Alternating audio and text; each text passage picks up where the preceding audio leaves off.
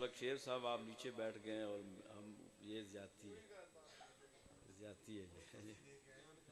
नहीं नहीं ये ज्यादती है, ये आपकी सदारत में है, बुजुर्ग हैं, बड़े हैं। अल्लामा ज़काउल्लाह शीशी साहब अब्बा जी उठ आ जाओ।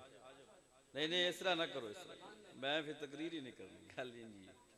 सानू वड्डियां ने अदब सिखाया कि वड्डे साडे थल्ले बैठे होंदे सी, मैं ते वेख्या ही जेड़ा ना जी उत्ते उत्ते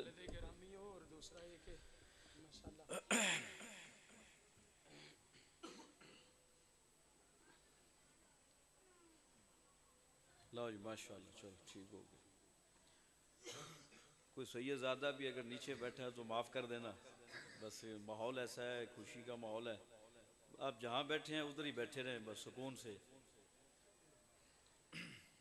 बस 10 मिनट की हाज़िरी है, उसके बाद फिर इंशाअल्लाह ताला।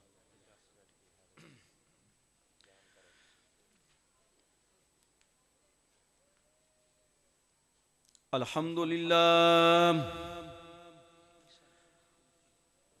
अल्हम्दुलिल्लाह नहमदुहु व नस्तईनुहु व नस्तगफिरुहु व नुअमिनु बिही व नतवक्कलु अलैहि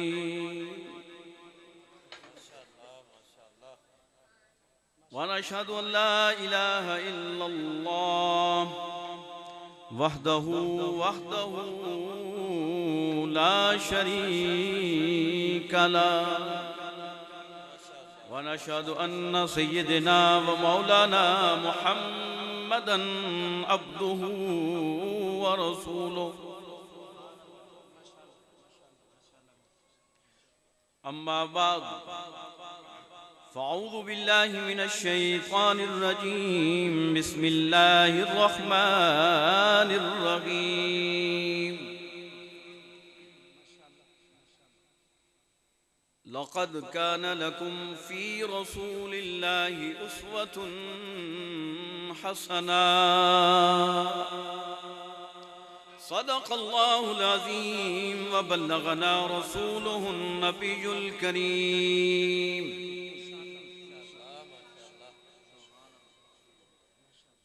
बलगल उला बिकमालिही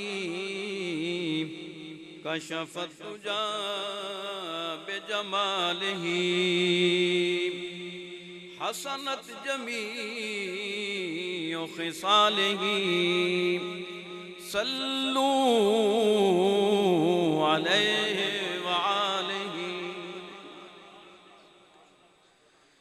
वसदे हसे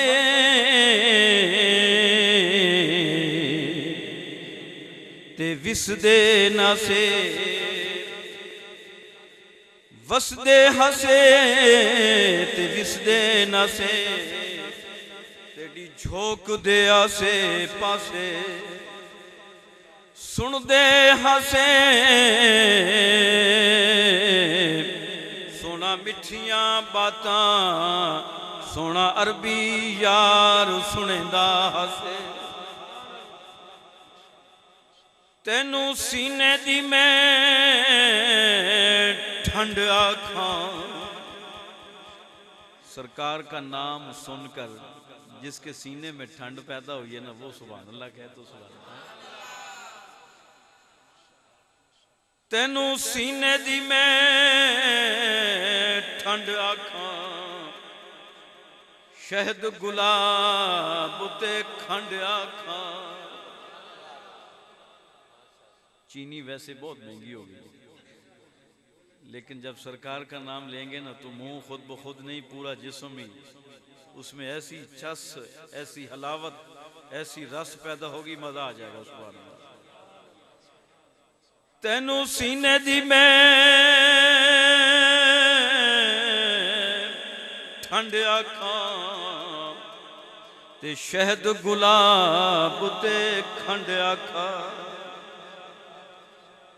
यानी सरकार का नाम कितना मीठा है, तसव्वुर करें ज़रा, तो सरकार का सरापा कितना मिठास भरा होगा, है? कितना मीठा होगा। ये ना इतना मीठा है तो आप कितना मीठा होगा।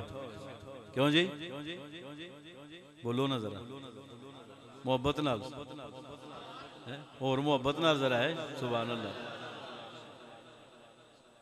इंतहाई काबिल ज़ी एहतराम वाजिब ताज़ीम व तकरीम इज़्ज़त के लायक हुज़ूर क़िबला अल्लामा प्रोफेसर अहमद रज़ा अतारी साहब, ज़िला सदर तहरीक इस्लाह महाफिल नात ज़िला उकाड़ा, और मैं बिलखुसूस उस बाब को भी खराज तहसीन पेश करना चाहता हूँ कि ये तरबियत का असर होता है।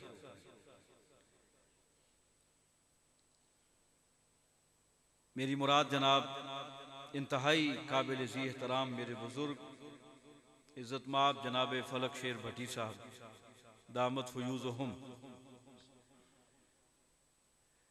अल्लाह पाक ने उनको बड़ी बरकतों से नवाजा है, बड़ी इज़्ज़तों से नवाजा है कि अल्लाह पाक ने एक शेर दिल मुजाहिद अहल सुन्नत जैसा बेटा उन्हें अता फरमाया।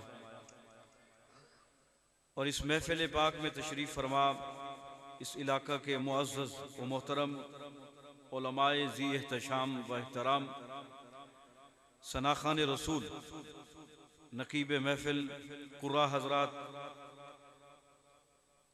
और बिलखुसूस जो मेरे साथ तशरीफ़ लाए सनाखान रसूल जनाब इज़्ज़तमाब मोहम्मद इस्माइल ज़ौक़ साहब, बड़ी बाज़ौक़ शख्सियत है माशाअल्लाह।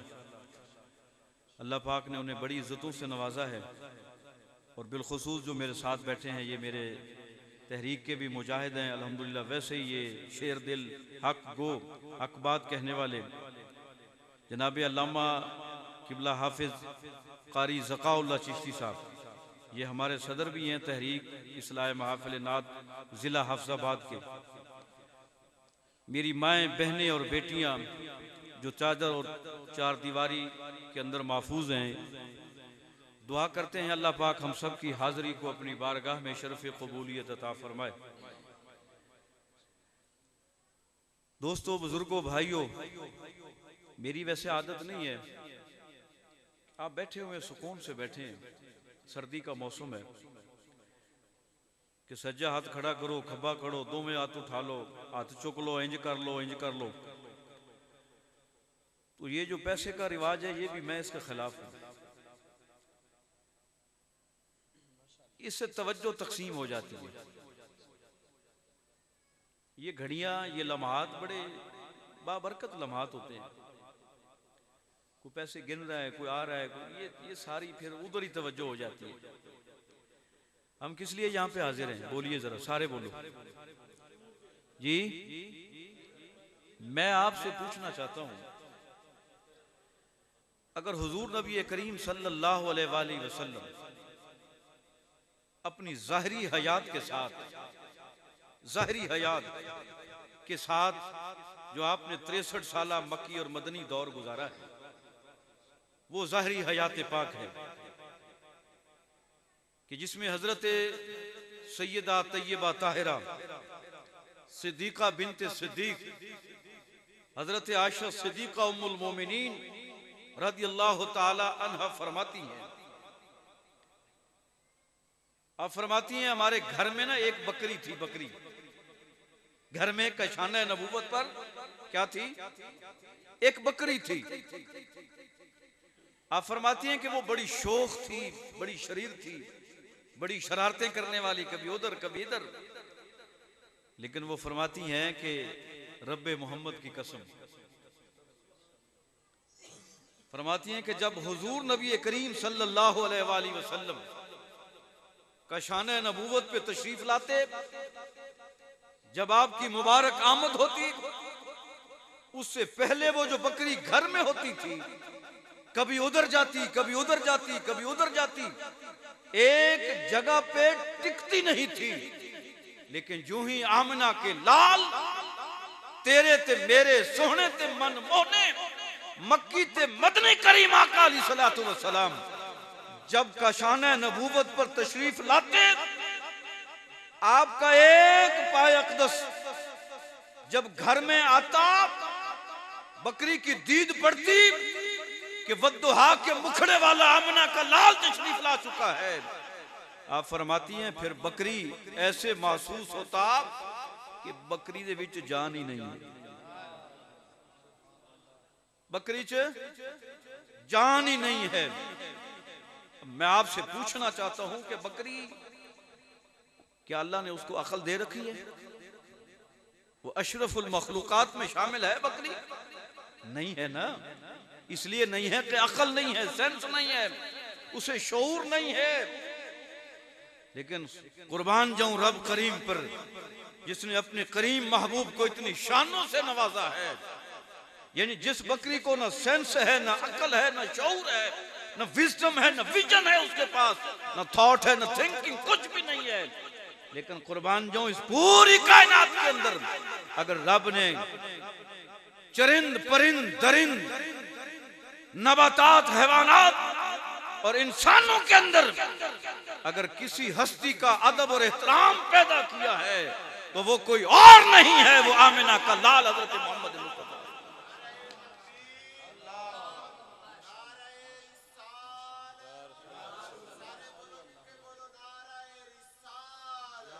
या रसूल, बस मेरी ख्वाहिश है कि आप आराम से मेरी बातें सुने। ये जो मैं नारे लगवा रहा हूँ, ये नारा ही है। सरकार का जिक्र क्या है? अल्लाह आपको सलामत रखे हजरत, आपने मोहब्बत फरमाई है, लेकिन वक्त थोड़ा है, बस 2-4 गल्ला सुन लो तो फिर यानी आप अंदाज़ा करें कि जिस बकरी को रब ने इतना अदब अता फरमाया और पहचान अता फरमाई कि ये करीम वो नहीं है कि मक्का और मदीना की गलियों में जिस तरह वो अबू जाल कहता था ना कि मैं इसका कलमा पढ़ूं, ये हमारे जैसा ही तो है ना। जिस तरह हम खाते हैं कि वो इसी तरह खाता है, जिस तरह हम सोते हैं ये उसी तरह सोता है ना, तो फिर इसका कलमा कैसे पढ़ लें हम? उसकी निगाह तो फिर वो ज़ाहिर पे थी ना, लेकिन बातन उसने नहीं देखा था और उसे नहीं पता था कि ये वो मोहम्मद है जिसकी शान में रब ने पूरा कुरान उतार दिया है जी। तो हम तो हुजूर के उम्मत ही हैं, तो हम पर तो और ज्यादा अदब फर्ज है।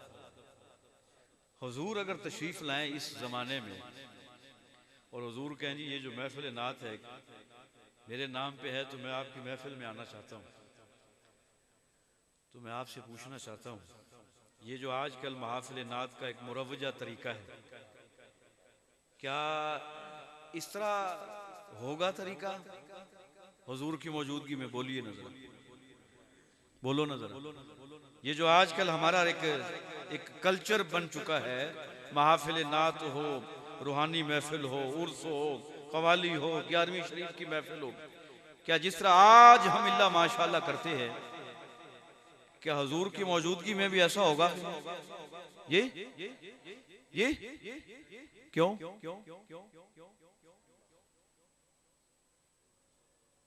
ये क्यों नहीं होगा भाई? हम अगर कहते हैं कि हुजूर हाजिर और नाजिर हैं, हुजूर देख रहे हैं, अक्सर आप नकीब हजरात से भी सुनते हैं, उलमा से भी, कि हुजूर रोज़े रसूल से हमारी महफिल देख रहे हैं, और हमारा अकीदा है अल्हम्दुलिल्लाह हुजूर अपनी शान के लायक देखते हैं जो रब ने अता फरमाया है। भाई अगर हुजूर देख रहे हैं तो फिर कम से कम अदब और एहतराम के सांचे में डल के बैठो। ये महफिल नात का मकसद क्या होता है? मकसद ये होता है कुछ यहां से गेन करें, कुछ हासिल करके जाएं, हमारे रवैये बदले, हमारा किरदार बदले, हमारी सीरत बदले, हमारे अहवाल बदले, हमारी डीलिंग्स बदले, हमारे मामलात बदल जाएं। हुजूर शेख अब्दुल कादिर जिलानी रज़ी अल्लाह तआला अन्हु पीराने पीर सुभान अल्लाह, और आपकी महफिल पाक में तो 80-80 हजार 90-90 हजार का मजमा होता था। लोग गश खा के गिर जाते थे, गिरेबान फाड़ देते थे, फज्र की कैफियत आ जाती थी।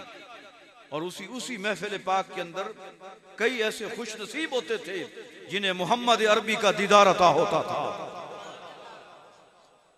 क्या वो रंग हमारी महफिलों में भी होता है कि कोई खुश नसीब कहे यार मैं महफिल में बैठा था, बस अल्लामा साहब की गुफ्तगू मैंने सुनी, नात खान की मैंने नात जब सुनी तो बस ऐसी वज्द की कैफियत तारी हुई कि बस मुझे सरकार का जनाब करम हो गया और दीदार अता हो गया।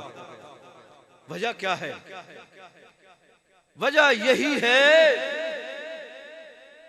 अगर दूध देने वाला दोधी जो होता है गवाला, घर घर दूध देता है। जब कोई मां बहन बेटी बेटा कोई बुजुर्ग बर्तन लेके जाता है ना दूध लेने के लिए, वो सबसे पहले बर्तन देखता है। और दूध को हम नूर कहते हैं ना, एक मुरवजा का है, तमसीलन कह देते हैं क्योंकि रंग उसका सफेद है, उस निस्बत से कहते हैं नूर है, कहते हैं ना जी।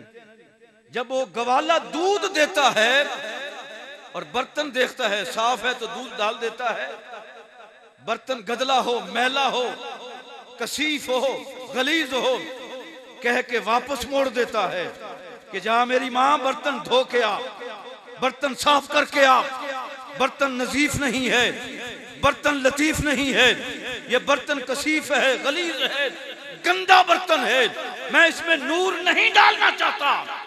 लेकिन आप अंदाजा करें, अरे एक दोधी दूध देने वाला वो इतना पढ़ा हुआ नहीं होता, 2-4 क्लासें पढ़ने वाला, अरे उसको इतना शऊर रब ने दिया है कि वो दूध जिसको हम मुरब्जा जुबान में नूर कहते हैं, अरे वो गंदे बर्तन में नहीं डालने देता।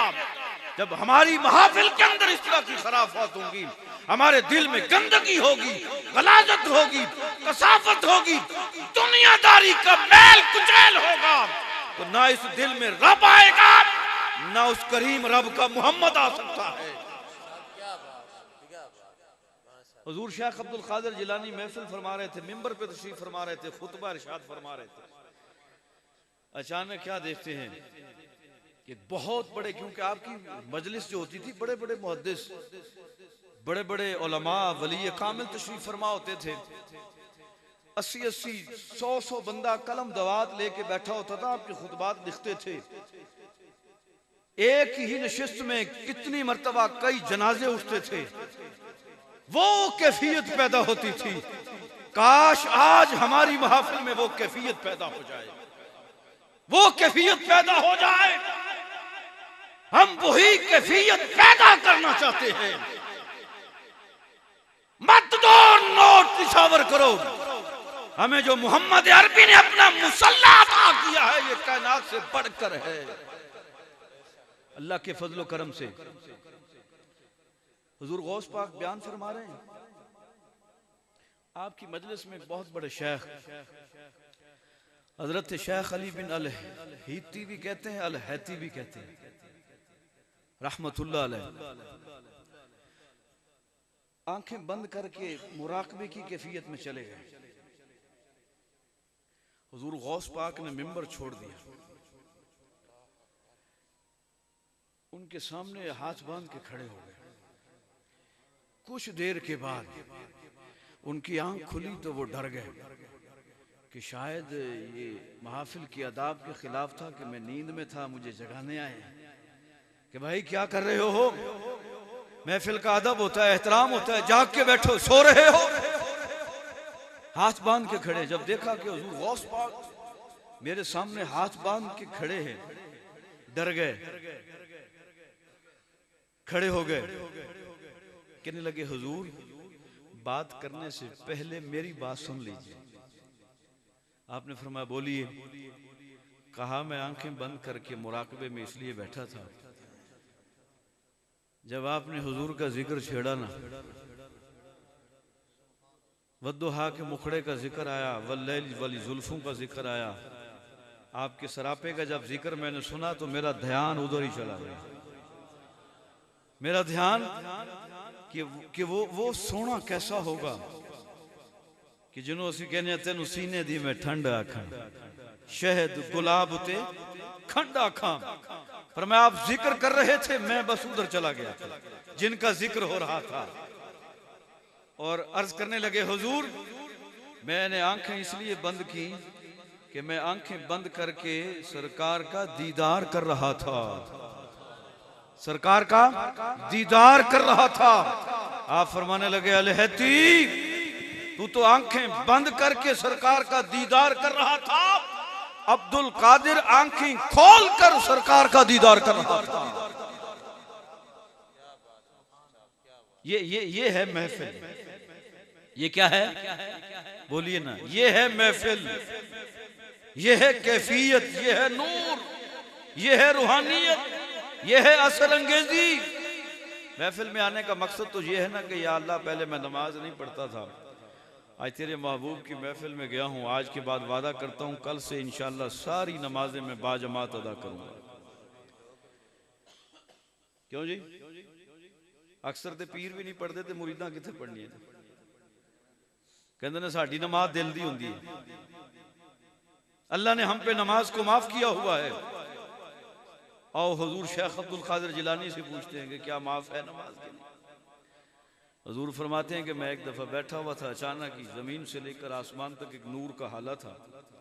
उस नूर के हाले में से एक मुझे आवाज सुनाई दी और कहा, अब्दुल कादिर मैं तेरा रब हूँ, तूने मेरी इतनी इबादत की है, तू मेरी इतनी इबादत की है, इतनी सजदे किए है कि अब तो इस मकाम पर पहुंच गया है, मैंने सारी नमाजें अब तुझ पे माफ कर दी, माफ कर दी। आजकल का कोई पीर होंदा दिहाड़ीदार, कहते लो जी गल ही खत्म हो गई, वेले हो गए, सुकून नाल नजराने बटोरो, जेबें भरो, खजाने भरो, तिजोरियां भरो, लाहौर, इस्लामाबाद, पिंडी में, यूके में, फ्रांस, कनाडा में बंगले बनाओ, बस यही मकसद रह गया पीरी फकीरी मुरीदी का बिल्ला माशाअल्लाह, कि बंगलाज में इजाफा करना है, गाड़ियों में इजाफा करना है, गाड़ियों के मॉडल बदलने हैं। क्या यही मकसद था पीरी मुरीदी का? हजूर पीर मेहर अली शाह साहब का यही मकसद था? हजूर बाबा फरीदुद्दीन गंजे शकर का यही मकसद था? ख्वाजा गुलाम फरीद रहमतुल्लाह अलैह का यही मकसद था? यही मकसद था उनका?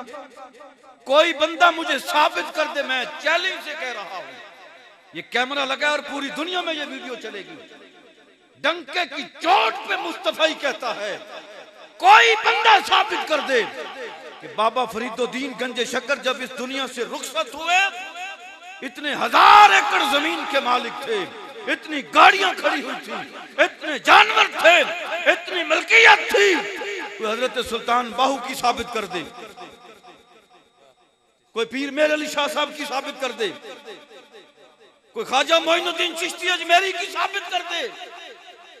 उनका तो मकाम ये होता था, सुबह बैठते थे अपनी खानकाह पे, मुसल्ले पे, रात को जब जाते ना घर हुजरे में तो पल्लू झाड़ के जाते थे और अल्लाह का शुक्र अदा करते थे, बारी ताला तूने दिया था, तेरे दिए में से हमने तेरे मोहताजों में तकसीम कर दिया है। हुण की हुंदा, हुण ते 2000 को दो ना किसी पीर नूं ते ओह तुहानूं गल ना ला लगे। मैंने एक पीर साहब को देखा है लाहौर के अंदर, बस खत्म करने लगा हूं, मैं उनके पास बैठा हुआ था, हजरत बड़ी गद्दी है, खादिम ने आके बताया जी वो अल्लाह दिता साहब आए ने, लो उन्होंने मुंह चेंज हो गया, ऐ भी यार मुंह चुक के आ जाएंगे। उन्होंने कहा ओ सामने टाली थले बैक ना चटाई ते 1000 दफा या हयू या कयूम का विरद करे। ओ खलीफे का हुक्म सी, पीर साहब का हुक्म मन के अल्लाह दिता साहब चले गए, टाली थले बैक टुटी चटाई उथे या हयू या कयूम, या हयू या कयूम का विरद शुरू कर दिता।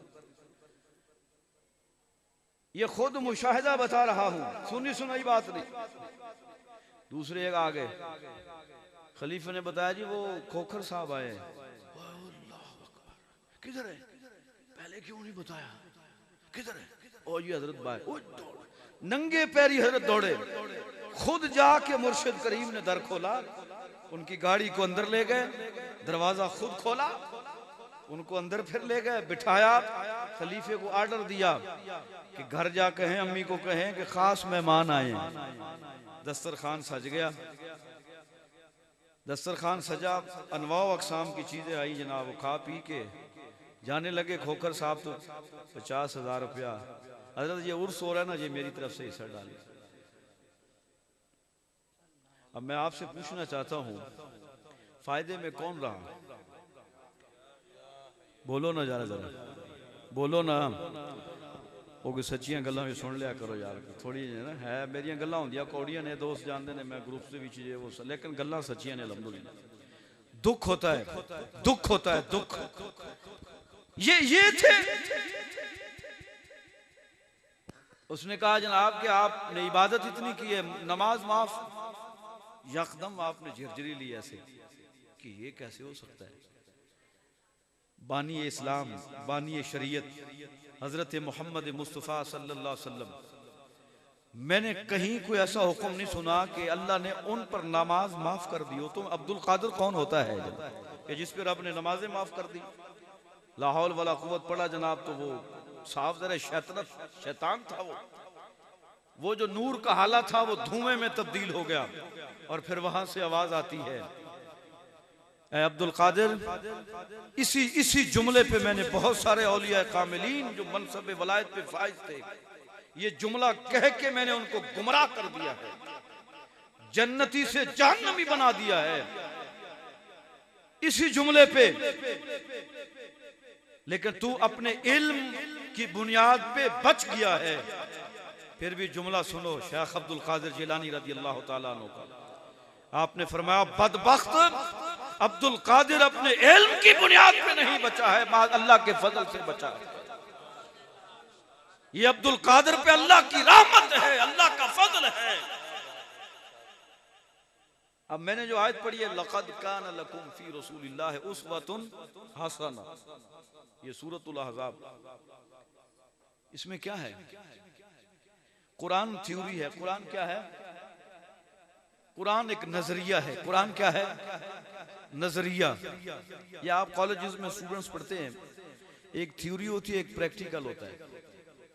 ये खासकर ये बायो के अंदर जो है ना एक थ्योरी, फिर वो बुलाते हैं जी केमिस्ट्री, वो जी प्रैक्टिकल आ जाए, फिजिक्स का है, क्यों जी ऐसे?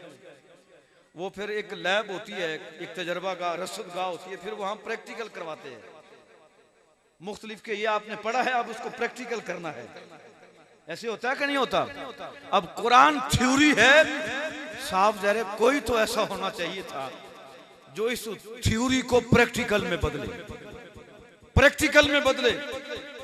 तो रब ने कहा लोगों परेशान ना हो, थ्योरी भी मैंने जिसे दी है, प्रैक्टिकल भी वही करेगा, प्रैक्टिकल भी वही करेगा। नमाज का हुक्म रब ने दिया, अकीमुस सलात, नमाज कायम करो। लेकिन पूरे कुरान में कहीं नमाज का तरीका नहीं लिखा हुआ। कहीं लिखा हुआ है तरीका? कहीं नहीं लिखा हुआ। नमाज का तरीका किसने बताया? मोहम्मद अरबी सल्लल्लाहु अलैहि वसल्लम। फरमाया सल्लमू कमा रअयतुमूनी उसल्ली, लोगों जिस तरह मुझे नमाज पढ़ते हुए देखते हो ना, उसी तरह तुम भी नमाज पढ़ा करो। जैसे मैं रुकू करता हूं तुम वैसे रुकू किया करो, जैसे मैंने सजदा किया तुम भी वैसे जाहिरी हालत में सजदा करो, जैसे मैं कयाम करता हूं वैसे तुम कयाम करो। ये मुझे रब ने सिखाया है जिब्राइल के जरिए, अब मैं तुम्हें सिखा रहा हूं कि नमाज को ऐसे कायम करना है। ये सिर्फ नमाज का तरीका नहीं है। कुरान में जितने अहकामात नाजिल हुए, मोहम्मद अरबी सल्लल्लाहु अलैहि वसल्लम पे कुर्बान जाऊं, सरकार का जब हुक्म वही नाजिल होती ना, सबसे पहले आप लिखवाते थे कातबीन वही, जो वही लिखने वाले असहाबे रसूल, जिसमें हजरत अमीर मुआविया रज़ी अल्लाह ताला अन्हु भी शामिल है। इसलिए उनका अदब किया करो, इसलिए कि वो कातबीन वही में शामिल हैं। हुजूर लिखवाते वही, लिखवाने के बाद, पुख्ता कराने के बाद, याद करवाने के बाद, फिर मेरे करीम आका अलैहिस्सलातु वस्सलाम सबसे पहले उस हुक्म को प्रैक्टिकली अपने ऊपर नाफिज करते, प्रैक्टिकली नाफिज करते। पहले खुद करते थे वो काम, वो हुक्म करके फिर जमीन इंसानियत के लिए मशअल राह बना देते। ये जो कुरान पाक है, जितने अंबिया तशरीफ लाए मुख्तलिफ मौजूज़े लेकर, क्या अब ऐसा हो सकता है कि हजरत मूसा अलैहिस्सलाम को कौन सा मौजूदा मिला था? वो जो आसा था, वो डंडा, ओ डंडा समझ लो जनाब, आसा। अगर वो आज हमें मिल जाए तो क्या हम उससे मौजूदा दिखा सकते हैं? ये हजरत सुलेमान अलैहिस्सलाम को जो तख्त मिला था, आज हमें मिल जाए, उस तख्त पे बैठ के क्या हम हवा के दोष पे सफर कर सकते हैं? ये नहीं हो सकता ना।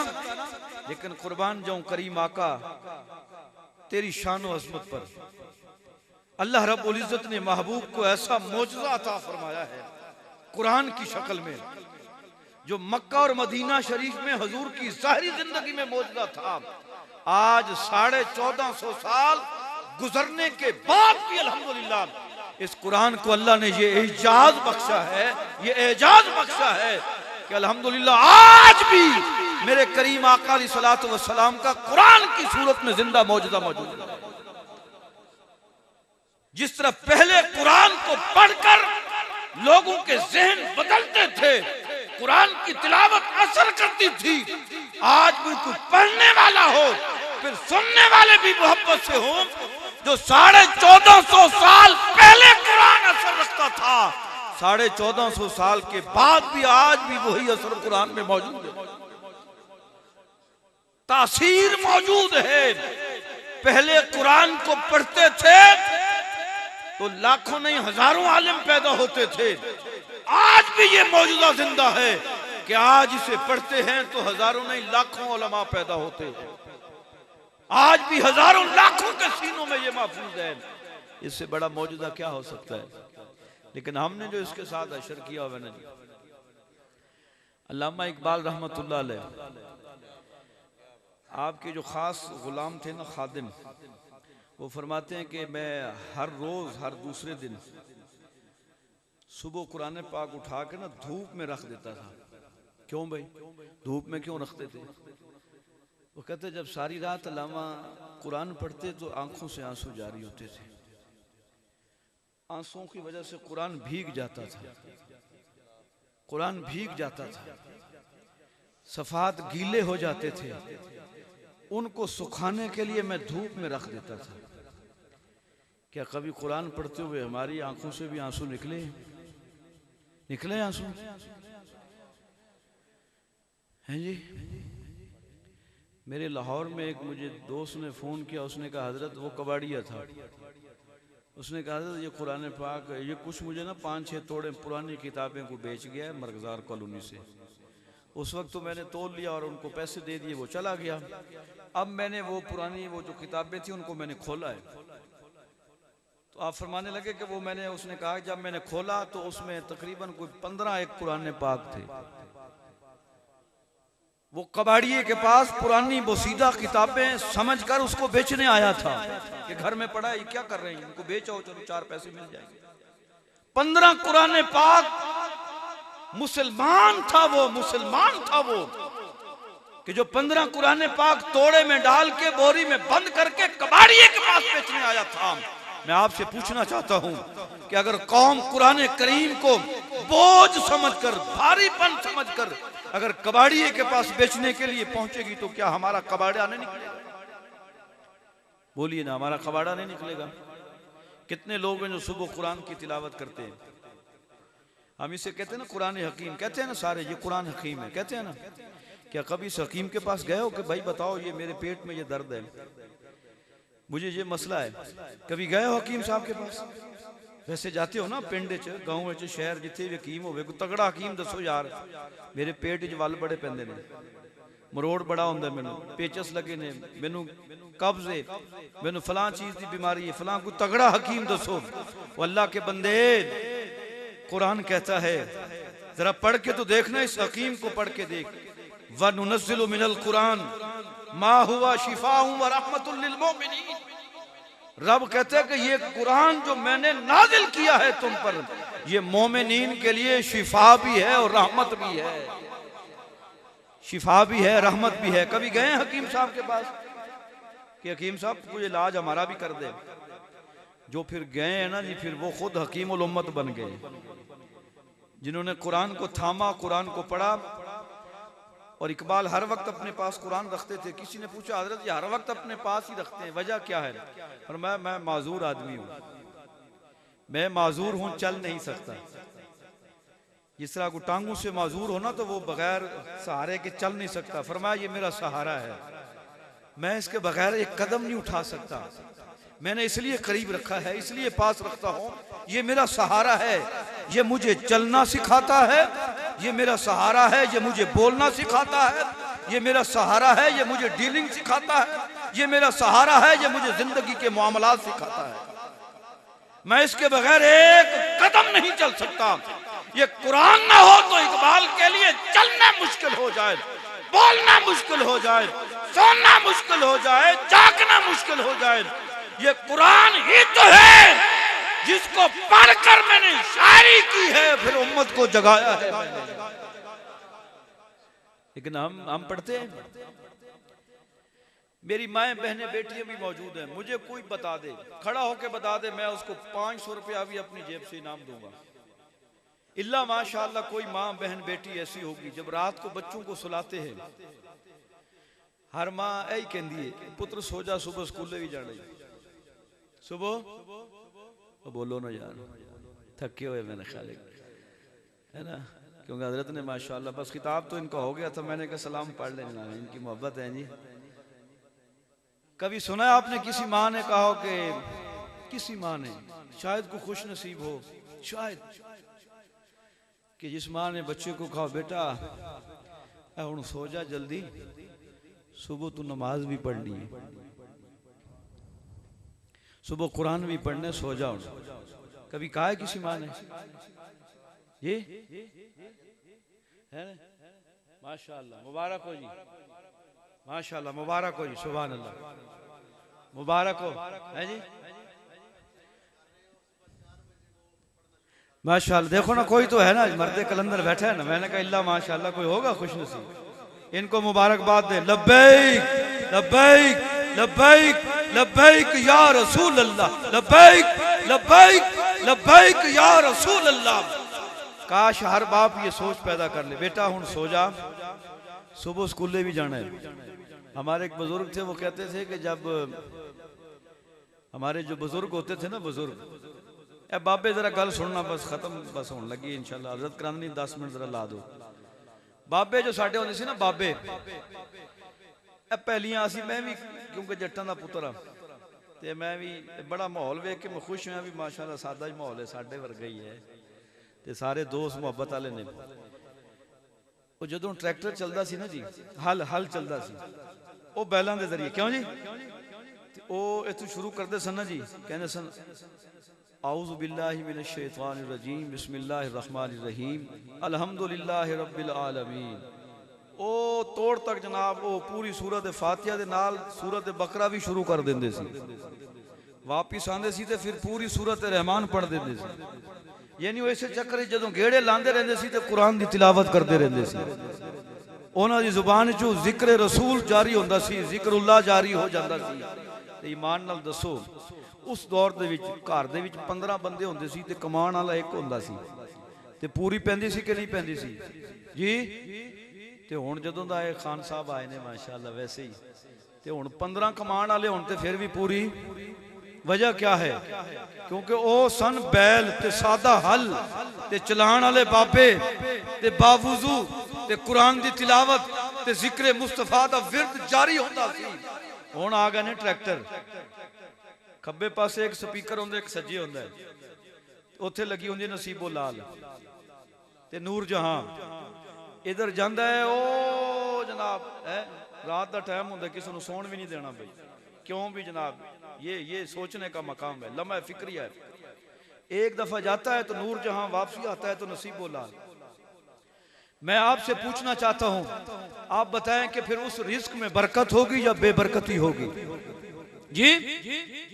अब हमने अजीब तमाशा बना रखा है, यानी कुरान के साथ भी हम मजाक करते हैं। दुकान का इफ्तिताह कराना है जी, कुरान पाक, मौलवी साहब को बुलाओ जी, किराए के मौलवी बुलाओ, उजरत देते हैं, पैसे उनको देंगे, 10-12 जनाब लड़के, वो सुभान अल्लाह, वो तो इखलास नियत के साथ आते हैं कि चलो जाके। लेकिन हम समझते हैं कि शायद इनको पैसे देंगे, उजरत पे आए, आधा घंटा कुरान पढ़ेंगे, नई दुकान का इफ्तिताह है, और फिर सारा साल उसी दुकान में हराम खोरी होती है, हराम खोरी होती है। सुबह दुकानों पे जाएं तो तिलावत लगी होती है, आधे घंटे बाद जाएं तो बड़ी स्क्रीन पे मुजरा हो रहा हो। ये क्या मुनाफिकत है यार, ये बरकत कहां से पैदा हो? फिर हम कहते हैं हमारी औलाद बिगड़ गई है, हमारा कहना नहीं मानती, बगावत पे उतर रही है। मैं कहता हूं अल्लाह के बंदो, तुम औलाद का शिकवा करते हो कि वो नमाज नहीं पढ़ती, हमारा कहना नहीं मानती। मैं बाबा जी आपसे पूछना चाहता हूं, तुम रब रसूल का कितना कहना मानते हो? कितना कहना मानते हो? जिन्होंने रब रसूल का कहना माना है, जो शरीयत के पीछे चले हैं, फिर पूरी कायनात ने रब ने उनके पीछे जला दिया है। ये बाबा जी खादिम हुसैन रज़वी क्या थे रहमतुल्लाह अलैह? ज़ाहिरी तौर पर टांगों से माजूर थे, 2 मिनट बगैर सहारे के बैठ नहीं सकते थे, लेकिन कुर्बान जाऊं मैं उस बाबे की अज़मत पर। अरे वो खुद तो माजूर था, लेकिन जज्बा ऐसा था, इश्क़ रसूल ऐसा था, वो तड़प ऐसी थी, लाखों नहीं करोड़ों लोगों को चलने का तरीका सिखा गया। ये इखलास होता है, ये मोहब्बत होती है।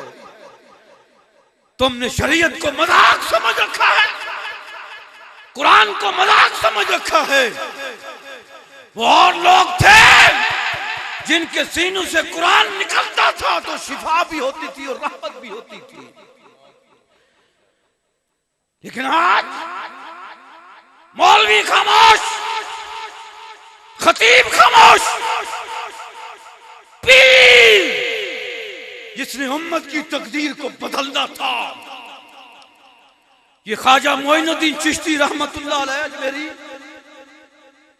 क्या इनके गुस्रखाब के पर लगे हुए थे? कोई मावराई मखलूक थे? कोई चौथे आसमान से उतरे ही मखलूक थे? नहीं, वो हमारे अंदर से थे, लेकिन उनका अंदर भी रोशन था, उनका बाहर भी रोशन था। वो मुनाफिक नहीं थे, बुज़दिल नहीं थे, डरपोक नहीं थे। अल्लाह के फजल से अल्लाह ने उन्हें मकाम ये दे रखा था, वो खामोश भी रहते, हुजरे से बाहर आते थे। अल्लाह ने उनके चेहरे पे नूर ऐसा रखा था, बरकत ऐसी रखी थी कि जिसके सीने में कुफ्र होता था, जलालत होती थी, दलालत होती थी। अल्हम्दुलिल्लाह वली कामिल के चेहरे को तकने की देर होती थी, बेसाख्ताब कुफ्र के अंधेरे छट जाते थे, जुल्मत खत्म हो जाती थी। अल्लाह पाक उनका अंदर भी रोशन कर देता था, बाहर भी रोशन हो जाता था। यार आज हमें क्या हो गया, क्या हो गया हमें? ये जो शादियों पे हम देखते हैं, खुदा की कसम मैं निकाह पढ़ाने नहीं जाता, मैंने छोड़ दिया है। इतना मौलवी को बेतौकीर करते हैं, निकाह खां को। यहूदी और ईसाई, वक्त का वजीर आजम भी होगा ना, हजरत वजीर आजम, उसकी शहजादी की शादी होगी, वो पादरी को अपने वजीर आजम हाउस में नहीं बुलाएगा, हालांकि बुला सकता है हुक्मन, लेकिन बुलाएगा वो नहीं आएगा। वो कहते नहीं, तेरी बेटी से ज्यादा ये हमारा चर्च है अजीज, इज्जत वाला, उनकी जुबान में कह रहा हूं। वक्त का वजीर आजम भी होगा तो बेटी का निकाह जो उनमें होता है, उनका मुरवजा तरीका, उनके रस्म के मुताबिक, मजहब के मुताबिक, वो निकाह भी अगर पढ़वाएगा तो चर्च में जाके पढ़वाएगा, पादरी के पास जाना होगा। लेकिन हम क्या करते हैं, मौलवी साहब को, निकाह खां को बुला लेते हैं, 2-2 घंटे 3-3 घंटे मैरिज हॉल में इंतजार करवाते हैं। निकाह खां ने रजिस्टर बेचारे ने पकड़ा हुआ बैठा, इंतजार कर रहे हैं। हजरत क्यों इंतजार कर रहे हैं? वो जी लड़की पार्लर पे गई है, अभी आई नहीं है। लड़की आ गई है जी, बिस्मिल्लाह, नहीं जी हजरत ठहर जाए। क्यों? वो लड़का भी पार्लर पे अभी है, लड़का भी पार्लर पे है। नमाज जुमा 2 बजे हो ना, तो मौलवी साहब 2:05 पे जमात खड़ी कराएं, तो सबकी निगाह घड़ी पे होती है और कहते हैं इधर मौलवी नाल फिर निबड़ लेंगे। जिस तरह कहते हैं ना, पीछे इस इमाम के फिर उधर पीछे पै जाते हैं, ऐसे होता है ना कि 2 मिनट लेट क्यों कर दिया, 2 मिनट लेट क्यों हो गया?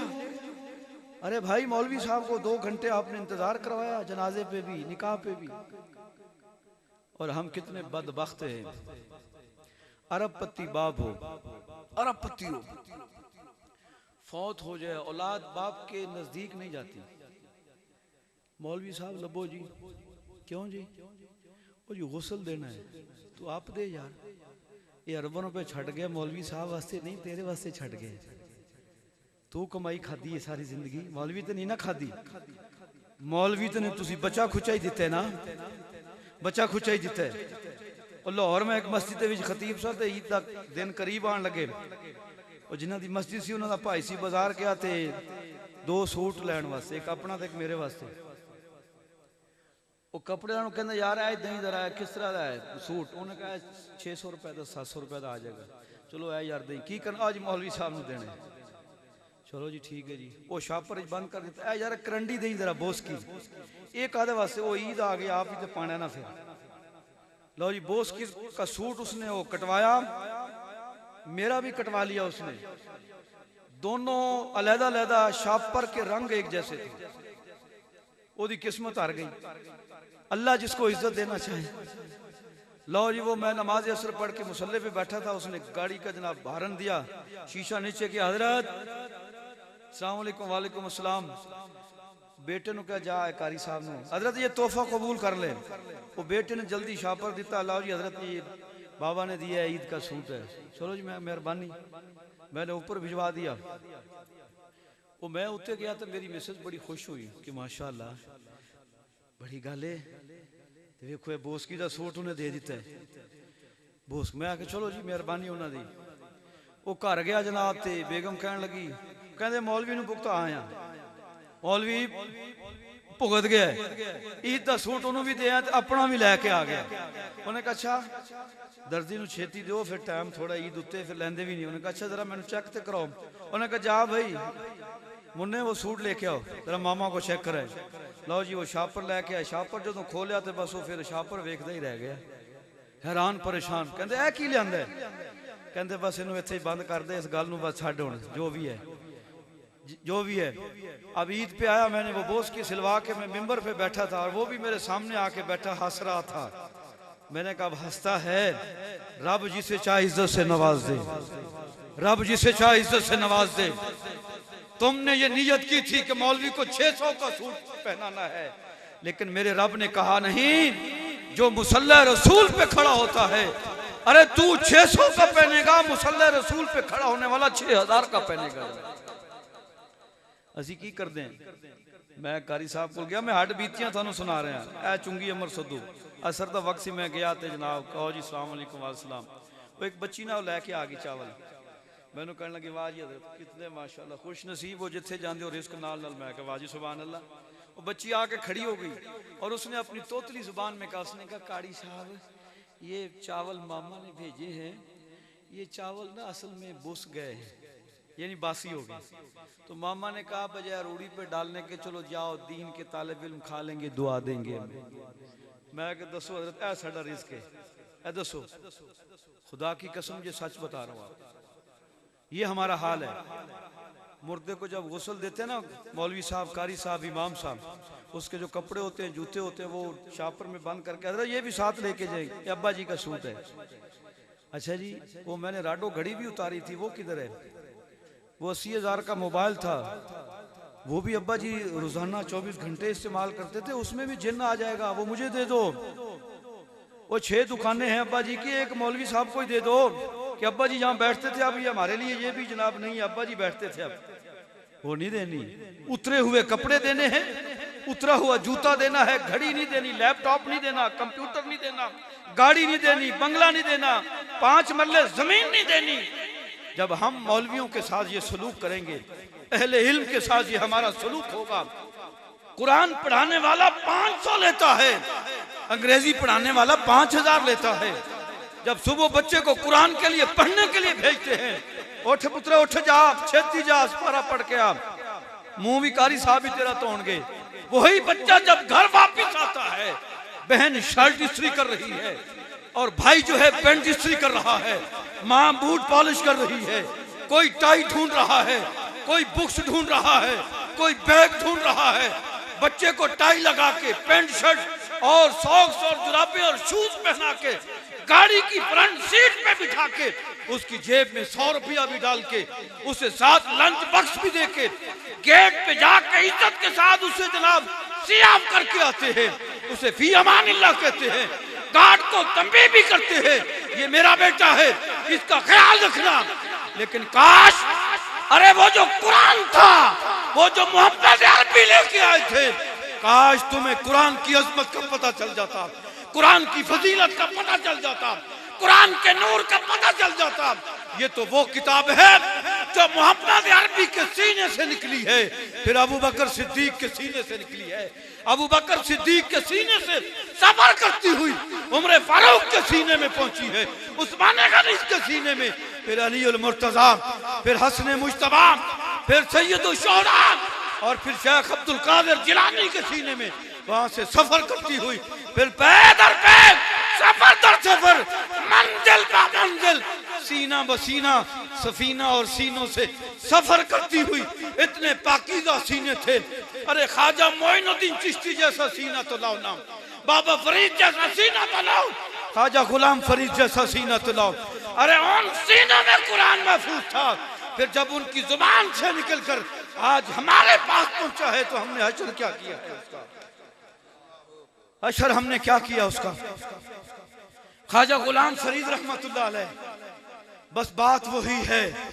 मुझे एक बाबा जी ने बात बताई, उसने कहा हजरत ये आप जलसे करते हैं, ये इज्तिमात करते हैं, वाज़ो नसीहत करते हैं, दरसो तदरीस करते हैं, मदारिस हैं, मस्जिदें हैं, इनका मकसूद क्या है? मैंने कहा मकसूद सिर्फ अल्लाह और उसके रसूल की रजा है। कहा अच्छा, जो कुछ हो रहा है क्या इससे मकसद हासिल हो जाएगा? इससे मकसद हासिल हो जाएगा कि अल्लाह रसूल की रजा हमें नसीब होगी।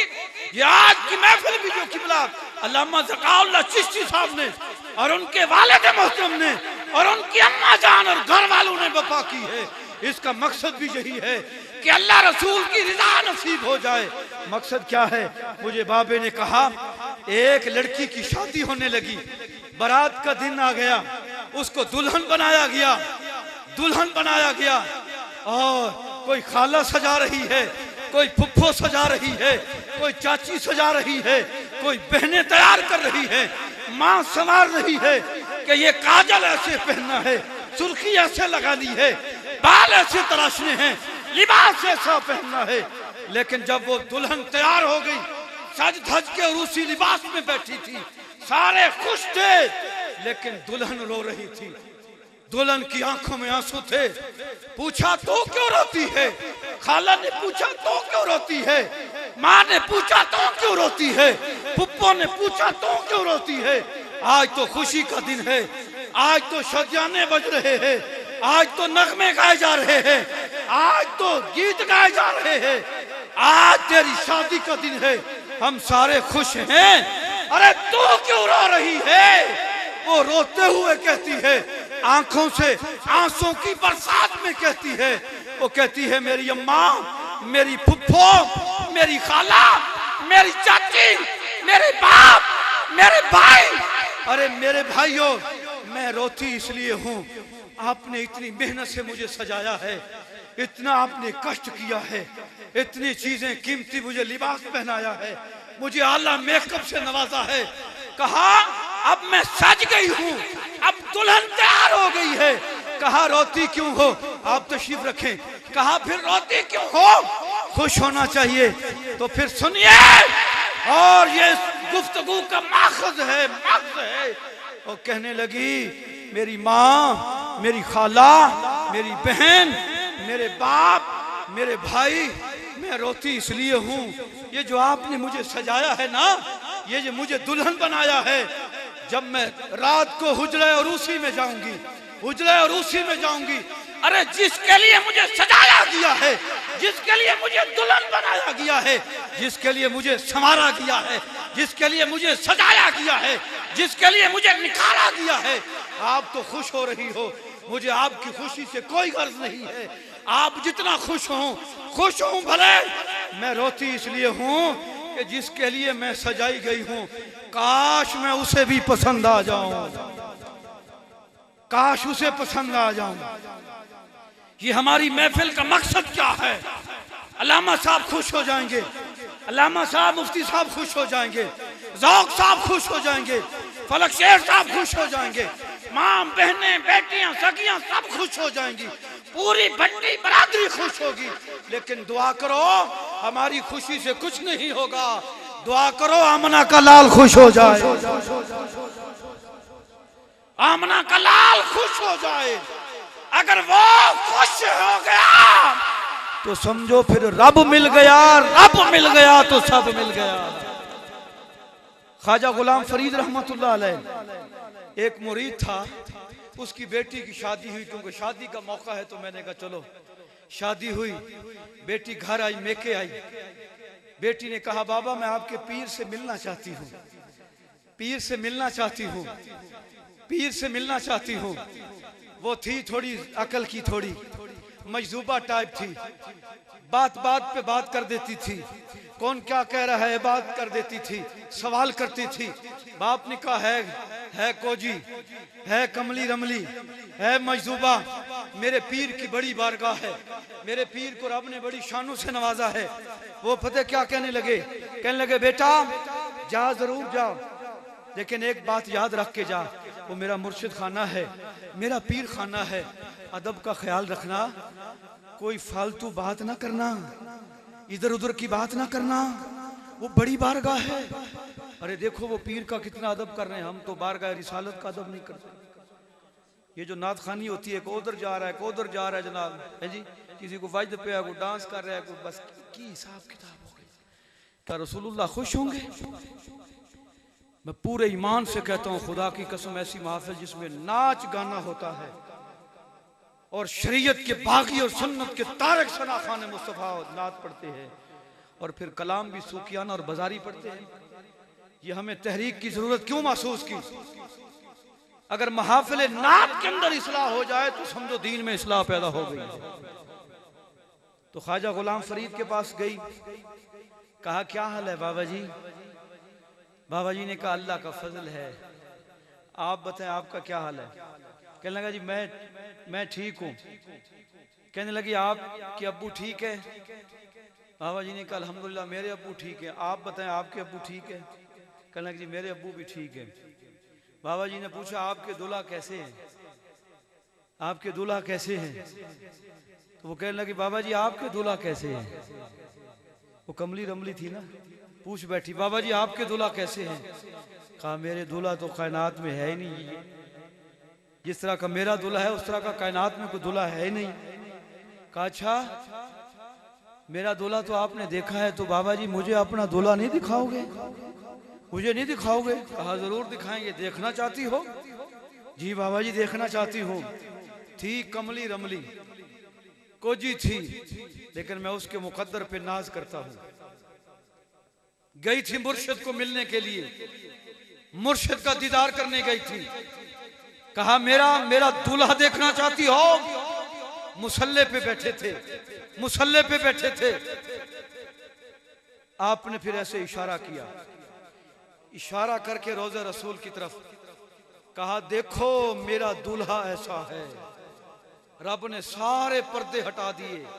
उस कमली कोजी ने बाबा जी गुलाम फरीद कोट मिठन की सरजमीन पर बैठकर करीम आका रोज़े रसूल के मकीन की जियारत फरमा ली।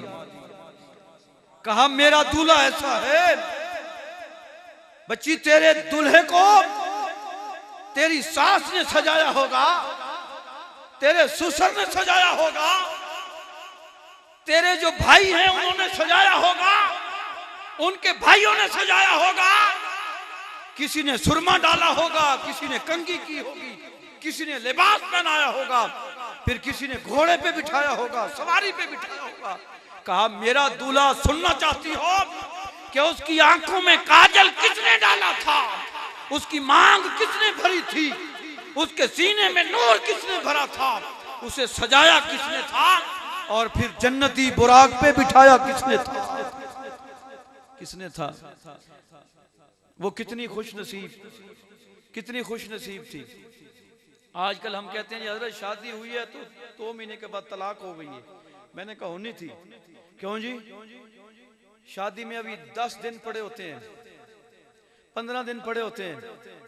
इधर पता रिवाज है कि नहीं, हमारे लाहौर में तो किराए पे ढोलकियां ले आते हैं घर वाले, सारा दिन ढोलकियां बजती रहती हैं, ढोलकियां सारी रात, ढोल धमके।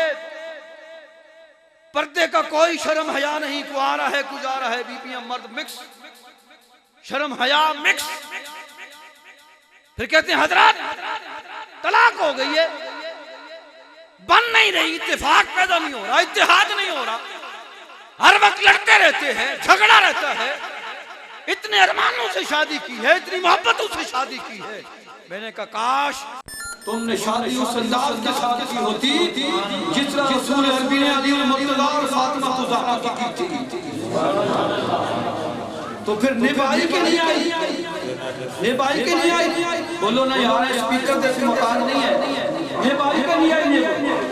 लेकिन शादी से पहले अगर 12-15 दिन हमने ढोल ढमके, कंजर खाना, ढोलकियां, डांस, उछल कूद अगर ये हमने करना है, वैसे हम कहते हैं निकाह सुन्नत है, अगर सुन्नत के साथ ये कंजर खाना मिक्स कर देंगे शरीयत के साथ, तो क्या रह जाएगा?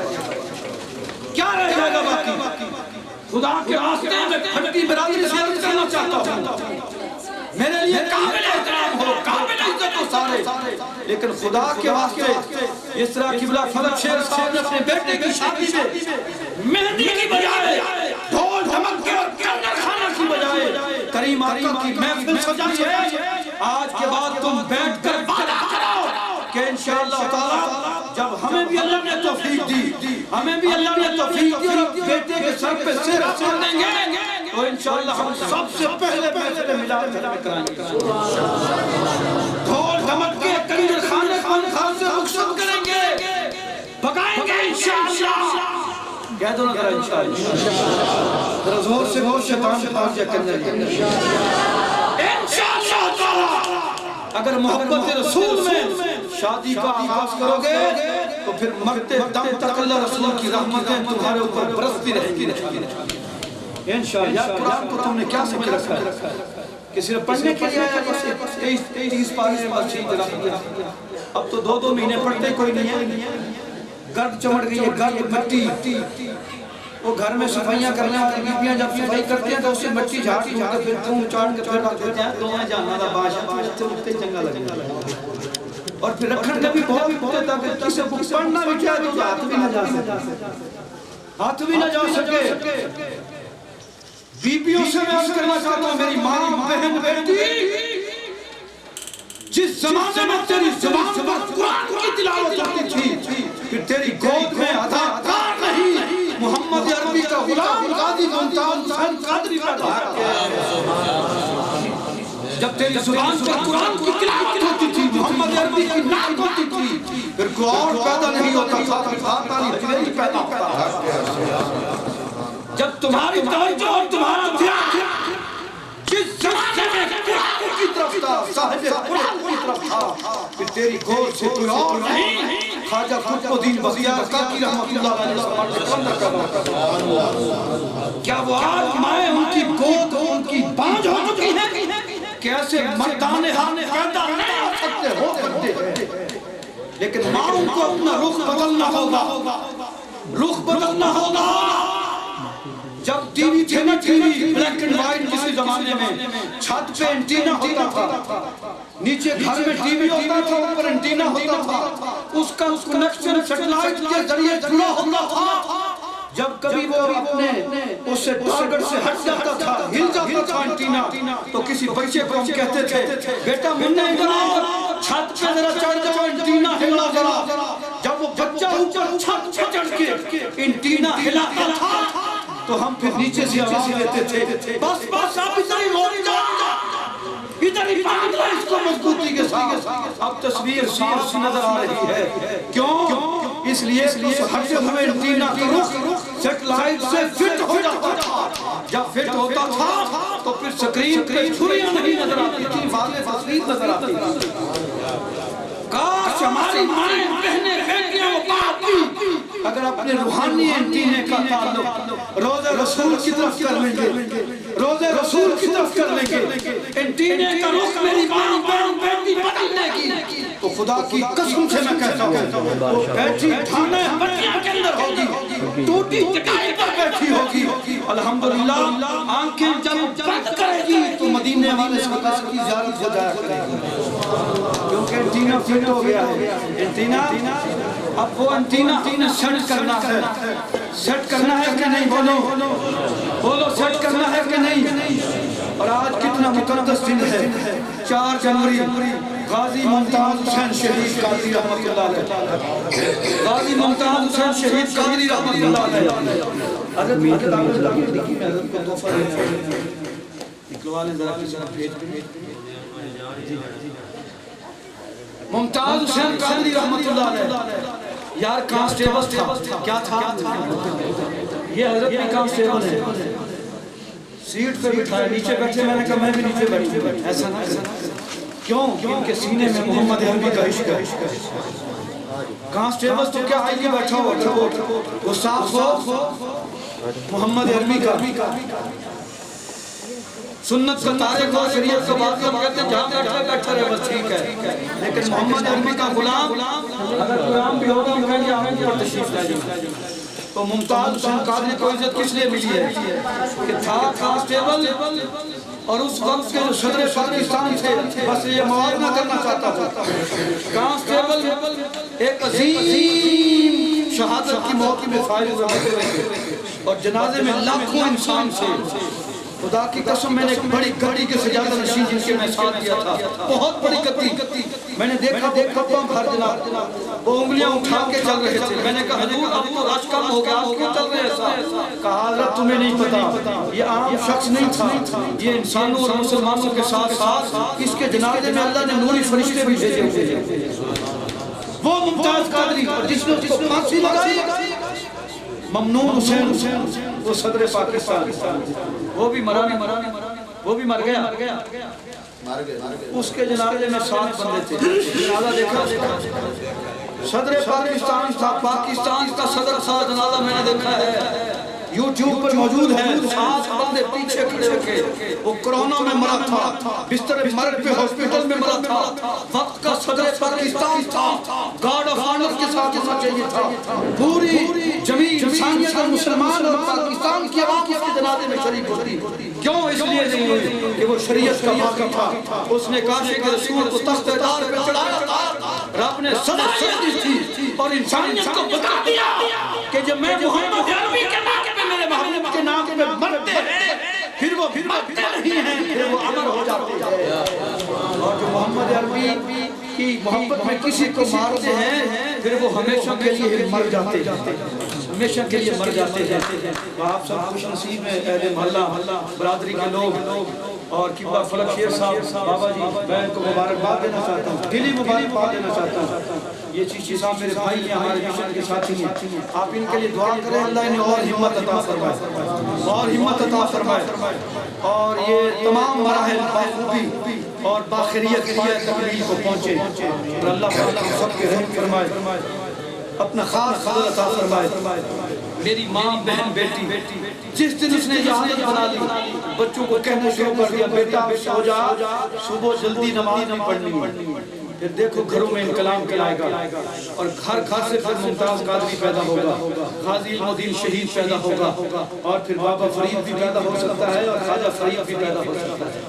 अल्लाह पाक की बारगाह में दुआ है कि जो कुछ अर्ज किया, अल्लाह पाक अपनी बारगाह में उसको शर्फ कबूलियत अता फरमाए।